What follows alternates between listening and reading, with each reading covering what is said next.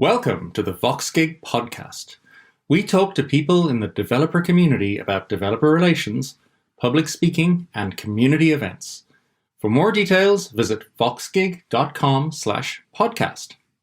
All right, let's get started. In this episode, we talk to Asim Aslam, who is my favorite kind of CEO. A CEO who codes.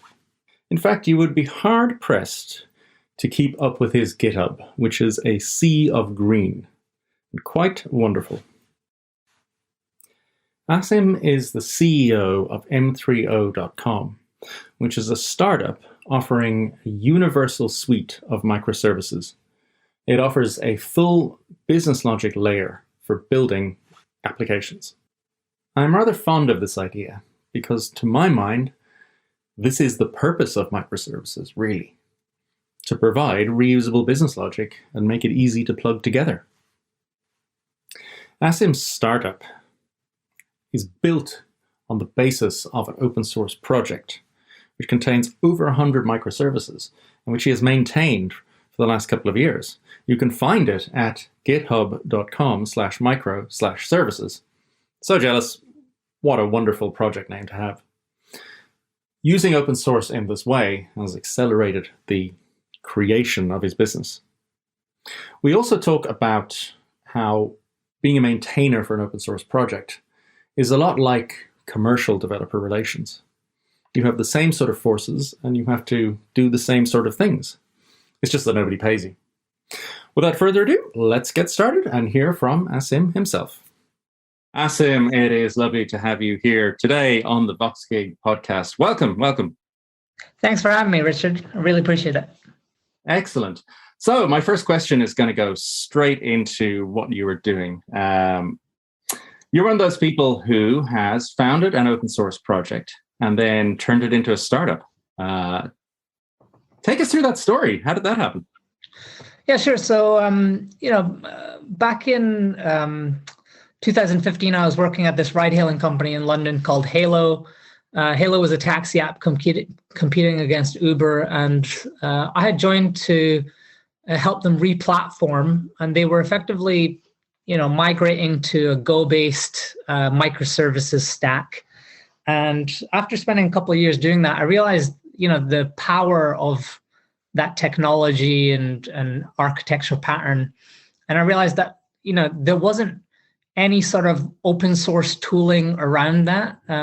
Netflix had been, blogging about it. They had something in Java that they were talking about, but there wasn't anything in Go. And my kind of feeling was, if there's, Rails for Ruby and there's Spring for Java, then there has to be something for Go. So I decided to write something, open source it, and then, quit my job and kind of focus on it full time. And that's where it started. And when you did that at the start, was that just, I'm just going to do open source, or did you have an idea that it was going to become a company? Well, to be honest, I thought it could be a product and a company. I saw what Pivotal had done with Spring and Spring Cloud, which was based on Netflix's cloud architecture. And I just thought, wow, I could do this in Go, for the cloud. And so, my first instinct was like, let me try to build something. Let me try to raise some funding. I knew a few people, I knew some people back then, like Alexis Richardson, who was doing Weaveworks, and he was kind enough to make some introductions for me. But ultimately nothing kind of formulated on the funding side back then, but that was the goal, the ambition. I did feel like this platform and architecture could be a product and a company. Yeah, and looking at the open source, there's a mountain of work there. The project itself. So just so we get this right, what's the exact GitHub URL for your project? Well, I would say times have changed and things have moved on, but the GitHub URL is, or the GitHub org is micro, MICRO. Oh, you've got that's a lovely one to get. Well done. Yeah, exactly. So is this, but but the initial project that I actually started with was a project called Go Micro. So it's just Go hyphen prefix to that. And that the starting point was really, hey, what's the smallest thing that I could put into the hands of the developer that they could use? And it was this idea of a framework. But the overarching, product, company, everything like that was micro, and this idea of a platform more so than a framework was really what I thought about. This is 7 years ago, so you start with one thing and then you evolve it, and over time you realize that the usage patterns that you had thought existed actually diverge from your own use case to whatever the audience is doing. And so this is how I ended up with separate projects effectively. What I like about what you've done is you've kind of taken it to the next level, which is a lot of the microservices frameworks in whatever language tend to focus on things like the networking and service discovery and circuit breakers and all this stuff, which is important. But what you've done, it takes it to the next level because you're also solving business logic problems, which a lot of frameworks I find just leave to the developer. Whereas you mentioned Ruby on Rails. If you look at Ruby on Rails, one of its values is that it also solves the business logic problems. Because there is an ecosystem of things that do user management and e-commerce and stuff like that. Was that deliberate, or did it just evolve that way? No, I mean this was sort of always the goal, right? Like the whole value of the thing that I saw at Halo was the fact that we had 100 plus microservices running on this platform. The framework and the platform itself enabled the development model, but it was the value that was in the services and what you could do with those, right? Because those were powering mobile apps, web apps. Every new service could leverage another 100 services that were already on the platform to perform, interesting kind of new features. And I thought, like, how do you put this into the open source, right? Well, you can't really start with all of that. It's very hard to drive adoption through that. So you have to start with a framework, then you move on to a platform, then you move on to services. And it was, I think, around about the time that, the project had maybe 5,000 stars, that I was able to raise funding to build, a cloud-hosted offering. And part of the iteration through that was we started to write these services, and it was only recently, like maybe a few weeks ago, where I actually blogged about it and said, hey, look, here's 70 plus services that you can leverage. Yeah. So okay, let's get a tiny bit technical for a minute. So in your framework, how do the services communicate? They're doing it via RPC, via gRPC. Okay. And let's say that you have a business logic service that handles user management, that type of stuff. How do I go about customizing that? I mean, every implementation, every app that you build has its own weird needs, requirements, that sort of thing. Your user management service, let's say, has the basics. How do you customize it? Yeah, so this is the interesting thing, right? Like it changes based on what people's requirements are and where they're running it. So from our standpoint, we built the thing that interrupts with all the other services that we built and what we needed.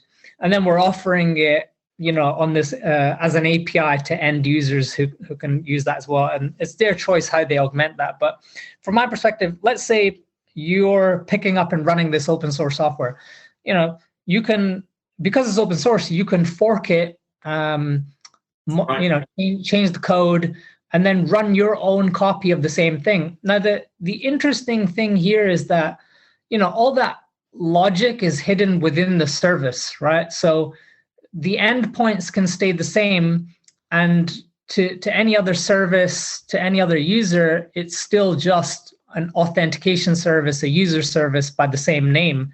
But you can customize it. The contracts. So yeah, exactly. So I think one of the simplest examples for people here is that there are multiple third-party user authentication and management providers. So you might say, hey, I have this user service that has a contract, and anyone who offers a user service has to honor that contract. So whether it's Auth0, whether it's Google, whether it's Twilio, someone else, you can write a copy of that service that does it. Now, whether or not you run all of them at the same time, or whether you just switch them out, it doesn't really matter to the end user, right? Yeah, exactly. Okay. And talk to me about the experience of being an open source maintainer. I am one myself. I've maintained a microservices platform focused on Node.js for over 10 years, which is it's evolved in that time. But I've gone through all those experiences with contributors who are really helpful, people who write documentation, contributors that have outlandish expectations, people who are rude, all sorts of crazy stuff. Tell me about your experiences. I think mine it might be similar to yours. It's quite tough because I was a solo maintainer for a really long time, for like maybe 4.5, 5 years. Yeah. And people come and go during that time. People come in who get really excited about the project, have a lot of ideas they want to contribute, but don't always have an understanding of the overall scope of the project. So, it can be hard to bring those people in without sometimes like dampening their expectations. But people still, it can be tough because you have this idea about what you want to build, and people want to come in and help, and you are looking for the help, but sometimes the alignment might not be there. But over the time, a lot of valuable contributions have made. People have come and gone, but still, you end up being the solo maintainer, and that's quite a burden, quite a task. So I think for me, initially, it's very exciting and exhilarating to have your project adopted. It's really exciting to see, getting thousands of GitHub stars and stuff like that. But it can be quite tough. Yeah, it's the thing that I found difficult is that with the manage is it's the people who are enthusiastic are in some ways trickier because. I have a very strong belief in backwards compatibility and making sure that we don't mess around with people who have chosen to adopt us previously. When you have new blood, they want to change everything. They see all the mistakes. Yeah. I would be, yes, I know it's a mistake. Yeah, but we're stuck with it. Yeah, it's true, and that one's quite hard because you're fighting change, and they want to create change, and often velocity of development comes through that change. And I don't know, some things I think, I guess the way I think about systems design is really about building upon APIs and abstractions. And so the idea is like, you can write this kind of core piece of software, and then rather than building into it, you build on it, right? So if you need new features and things like that, you extend it. It's there's a lot of, if you look at some of the biggest, used pieces of software in the world, like Linux and Windows and Kubernetes and whatever else, they're modular, extensible, but then they also provide a platform to run things. And so the idea is like, you don't have to build into this thing. You can build on it. You can find ways around it. I think people don't often see that unless they have decade-plus experience. Yeah. You need a certain level of cynicism, I think, to run an open source project that has a reasonably large user base. I think either you get really lucky in the first couple of years, things go well, and you have a lot of help, like you have a lot of contributors, a lot of maintainers that are there with you, or you're stuck for a long time running it on your own, and that in itself, can be tough. In terms of the evolution of your framework, you ended up, it kind of was inspired by your previous work experiences it ended up being used by people. I found that feedback cycle to be very helpful, because no matter how much industry experience you have, you always end up with tunnel vision based on your path dependence, right? How you ended up doing what you're doing and how you know what you know. And other people's usages are often surprising, but you have to be open to them, I think, don't you? Yeah, absolutely right. I think for me, I really went into this building a piece of software for myself and people who had similar experience. And what I found was that the people who adopted it were the complete opposite. They were actually people who had, so the framework was for microservices development, and it required a certain level of distributed systems knowledge. And the people who came they had no distributed systems knowledge and no microservices knowledge. And they were actually the ones who wanted to use the software because they thought that it could help them. And so all of a sudden you have to kind of open up your mind to, how do I enable this new kind of user who, needs help with this as opposed to the user I was going after.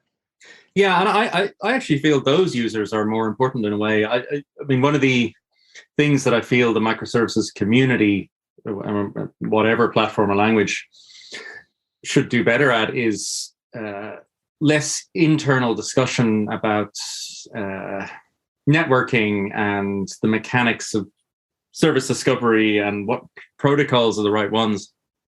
All of that stuff is kind of implementation details. Yeah. Because we're here to get stuff done. Yeah. With large teams of software developers. It really doesn't matter at the end of the day. It's true. It really doesn't matter. And I think when you're working on when your job is mostly to kind of implement those details, then you can sort of get lost in it. But actually the end user is trying to solve a problem. And so you have to try to see it through their eyes where, it's like, hey, look, I'm trying to build something for a business case. I need help. I just need to get past this kind of issue so that I can go back to doing what I was doing. It can be hard. So I think, the thing that we did in the past year of building these business logic services, offering them as APIs and now open sourcing them to everyone else, is really to showcase, like, look, the entire software world needs to kind of move up the stack. We need to stop talking about, as you're saying, networking and all this other kind of stuff. It's time to move on. Yeah. Oh, completely. Especially when you have clients who want to get stuff done. How have you found the experience of moving from the open source maintenance and looking after that community to then, I guess, leveraging that to do a startup and raise money and all that sort of stuff? Talk us through that history and how that happened. Yes. It's fairly inspirational. I think so. As I mentioned, when I started out, I looked at Pivotal and Spring and even the company before it, Spring Source, as kind of inspiration. And, the goal was always to kind of raise money to build a team, to build a product and a company. And so, I had a pitch deck very early on, kept iterating on that, kept talking to investors.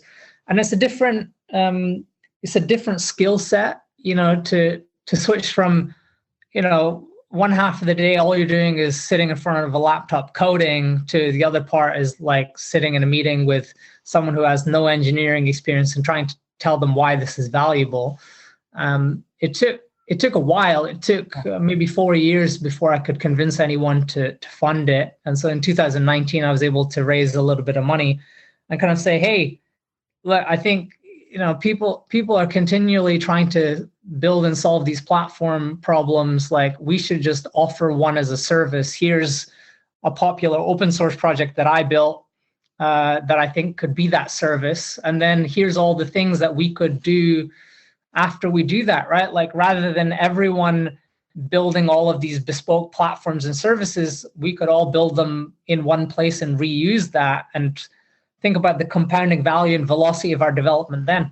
And so, I got that done. And then all of a sudden gears switch again. So, you're not going back to coding, you're going to hiring. You're trying to find people who want to work with you to build this product. You're trying to align them on doing that. You're thinking about product roadmap and payroll and everything else that comes with it. Yeah, which is you end up going, can I please just go code? It's interesting, right? Because you want to go back to the thing that you find familiar, that you feel that you're really good at, but actually your job is to kind of evolve and figure out the things that the company needs next. And a lot of that means feeling inadequate and not really great, at the next thing and the next thing, because you've never done it before. It's tough. If you're up for the challenge, then it can be interesting. And I it's what I really wanted. I really wanted to, build this product, start this company, work with people again, because I spent so many years working on my own, just as a kind of solo developer in open source. But yeah, it comes with a lot of challenges. Yeah, it's not to be underestimated. But you do learn an awful lot. You are selling to developers, right? That's your market. Yeah, that's right. So you're kind of part of that chain of evolution. And if we look backwards, you're looking at things like Heroku. And forwards, are we looking at no code? Is that the place you end up? Or how do you position yourself in I guess, the future of programming? I guess the way I think about it is like, I look at the evolution of technology and the fact that we've gone from, I guess, thinking about the consumption of infrastructure and software services. It was, you go buy some hardware, you rack it in a colo somewhere, to Rackspace will give it to you over an SSH connection, to then kind of just being able to one-click deploy something, to consumption of APIs. And I think in the current field we're at is another decade or two of kind of trying to standardize consumption of APIs, and literally all software services becoming programmable in that way. And the thing is, currently the idea of API consumption is, you make a HTTP call to something, maybe you get a set of client libraries in specific languages. But I think more predominantly, as time evolves, it's either going to be something else programmatic. It's going to be some no code thing. It's going to be something text based, something UI based, maybe even voice based. I don't know.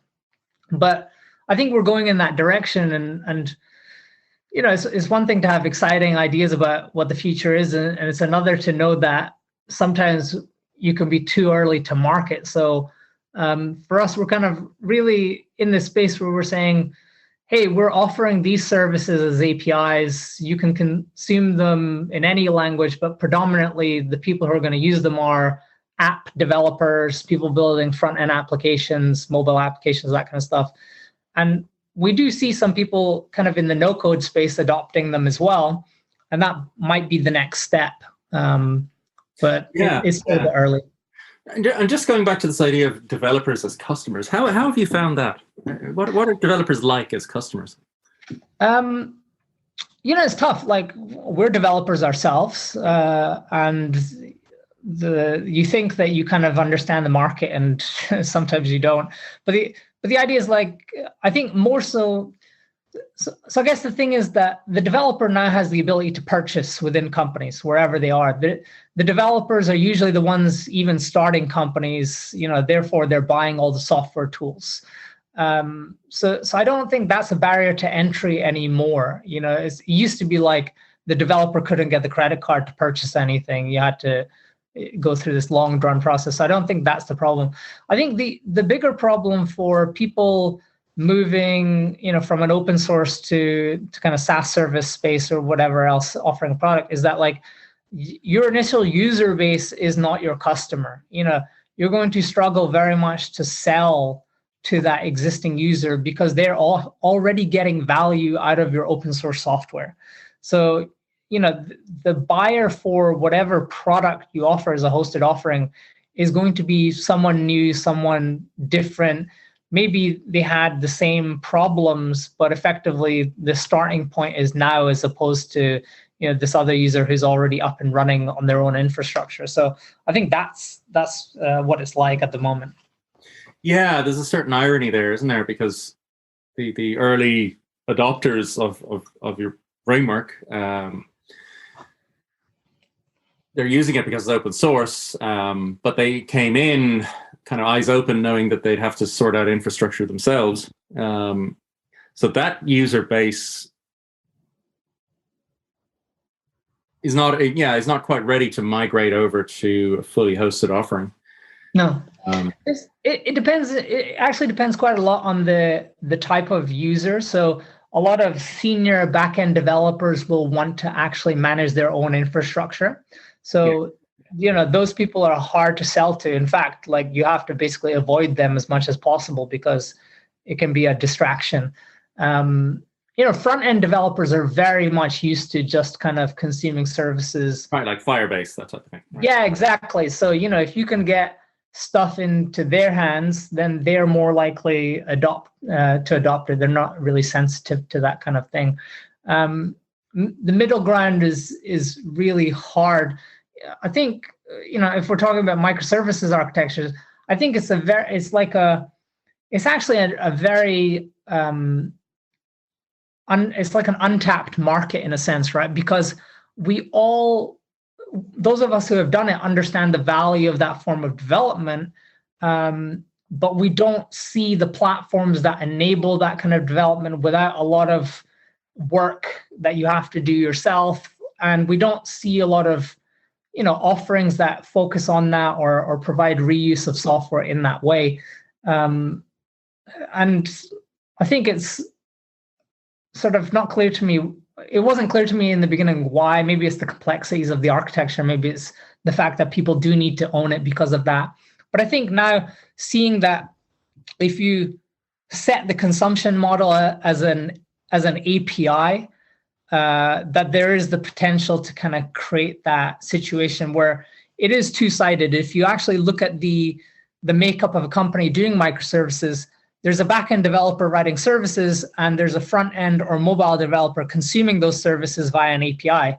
So if you just think about it like the two sides of a market, the platform should enable developers to build microservices, and the platform should enable a different set of developers to consume them. And that's what we ended up doing with our product.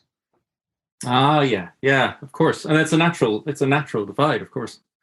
Yeah, it's a very clear divide, divided by the API gateway, right? Yeah. And we initially started off with a platform as a service with our framework and said, hey, anyone looking to build microservices, like, here's the platform to do it. And, again, it was a set of developers like us that were very senior, that had back-end experience, and they just wanted to run their own infrastructure. So we had to kind of say, okay, well, we're not going to capture this side of the market yet. Let's focus on the other side. Let's focus on the end user who is not sensitive to this infrastructure, who wants to consume something through an API, likely the Firebase user. And we'll be the ones who develop all these services first. And once there's enough value here and there's a flywheel spinning, then we'll open the platform back up for other people to develop on it, and that's how we think about it. Yeah, and I mean, that's a typical startup story, right? Where you do end up kind of, as you get out there in the market, you do end up kind of evolving based on how people react. Do you see? I mean, it strikes me that you're kind of. Are you familiar with retool.com? Yeah. So they offer, they're part of the no-code space, but it's a bit more serious than things like Bubble.io, for example. It's back-end enterprise applications, but it's they're traditional CRUD apps, but there's a whole bunch of extra services. But the development model is definitely, you go to a website and you're dragging and dropping things, and you have to you're kind of coding by configuration and doing snippets of code in text areas and that sort of stuff, which is just too awkward, really, once you reach a certain level of complexity.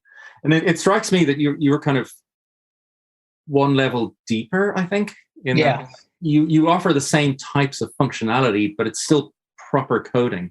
So you still have like a get out of jail, in the sense that I can open my Vim or my Visual Studio or my Emacs or whatever and get work done. Yeah, I think what we really understand quite well as developers is composition of software and functionality, right? It's all we do day in, day out. So we really understand how that works. And we spent like multiple decades doing it. And so we understand how it fits together. And so we know how to create things that can be reused. So giving developers a set of libraries that they can programmatically then build on top of, is really the key. And I think the thing about UI and no code is they don't have that yet, right? Like every company ends up building some custom UI software to drag around these like components and widgets and whatever else they are. But what they would benefit is, from what we benefit from, which is programmability and being able to kind of, reuse stuff. So if composition of this kind of no code stuff actually let you escape hatch to the code, could be pure JavaScript, whatever, that generates the widget, and then you could somehow like chain all these things together and reuse them, that would be super interesting, but I just don't think it exists. I would be very interested. Yeah, and it's harder than it looks as well, and there's quite a bit of computer science in solving that problem. Let's wrap up. Let's wrap up with a final question. Sure. Which is, what is on the cards for you in 2023? I think for me, I hit this point in the product where I looked at it and I said, wow, this is super valuable. It works really well. But I think the adoption curve is not moving fast enough. And it means that I do have to go up the stack, right? The way I look at it is I have to find a simpler and easier way for anyone to consume APIs.